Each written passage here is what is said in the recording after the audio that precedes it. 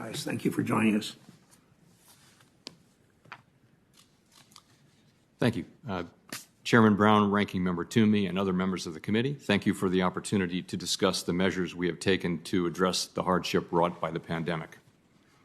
Since we last met, the economy has continued to strengthen. Real GDP rose at a robust pace in the first half of the year, and growth is widely expected to continue at a strong pace in the second half. The sectors most adversely affected by the pandemic have improved in recent months, but the rise in COVID-19 cases has slowed their recovery. Household spending rose at an especially rapid pace over the first half of the year, but flattened out in July and August as spending softened in COVID-sensitive sectors. Additionally, in some industries, near-term supply constraints are restraining activity. As with overall economic activity, conditions in the labor market have continued to improve. Demand for labor is very strong, and job gains averaged 750,000 per month over the past 3 months. In August, however, gains slowed markedly, with the slowdown concentrated in sectors most sensitive to the pandemic. The unemployment rate was 5.2% in August, and this figure understates the shortfall in employment, particularly as participation in the labor market has not moved up from the low rates that have prevailed for most of the past year. Factors related to the pandemic appear to be weighing on employment growth. These factors should diminish with progress on containing the virus. The downturn has not fallen equally on all Americans, and those least able to shoulder the burden have been hardest hit.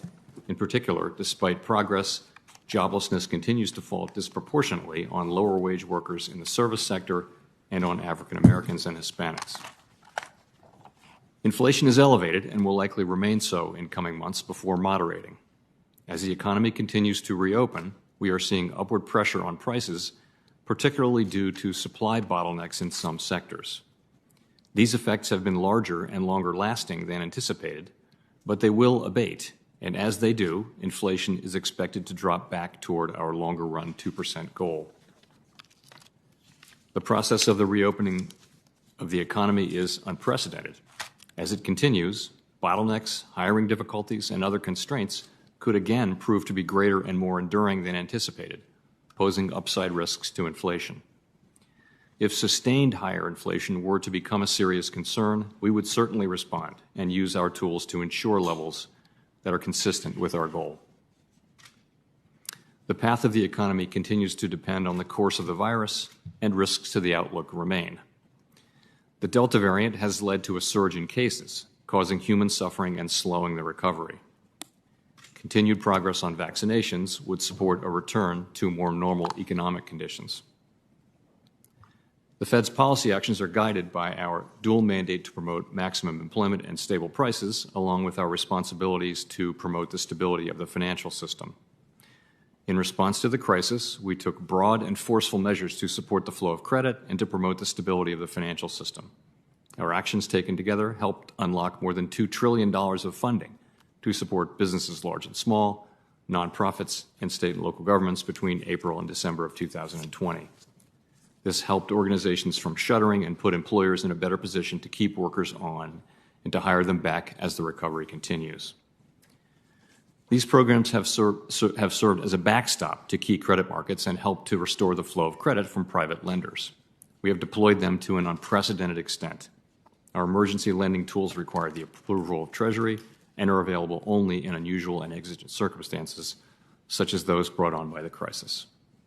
Many of these programs were supported by CARES Act funding. Those facilities provided essential support through a very difficult year and are now closed.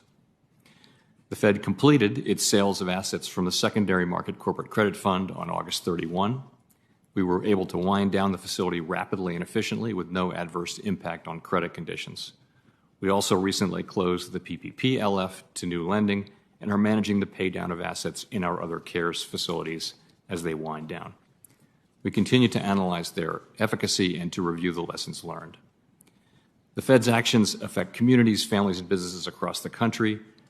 Everything we do is in the service of our public mission. We will do all we can to support the economy for as long as it takes. Thank you. Mr. Chair, if I may just offer one thing. What I said last week was that we had all but met the test for tapering. I made it clear that we are, in my view, a long way from meeting the test for maximum employment.